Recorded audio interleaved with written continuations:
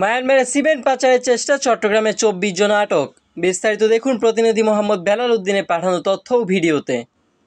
চট্টগ্রামে বহিরঙ্গু সমুদ্র এলাকায় মায়ানমারের সিমেন্ট পাচারের সময় 24 জনকে আটক করেছে কোস্টগার্ড। ঘটনাটি ঘটে মঙ্গলবার 30 সেপ্টেম্বর রাত 1টার দিকে। কোস্টগার্ড মিডিয়া কর্মকর্তা লেফটেন্যান্ট কমান্ডার সিয়ামুল হক জানান, গোপন সংবাদের ভিত্তিতে কোস্টগার্ড বেস চট্টগ্রামের একটি টিম ওই রাতে সমুদ্র এলাকায় বিশেষ অভিযান পরিচালনা করে। অভিযান চলাকালীন একটি কার্গো বোট থেকে ফিশিং বোটে সিমেন্ট হস্তান্তরের সময় প্রায় 850 বস্তা সিমেন্ট জব্দ করা হয়, যার বাজার মূল্য প্রায় 4,25,000 টাকা।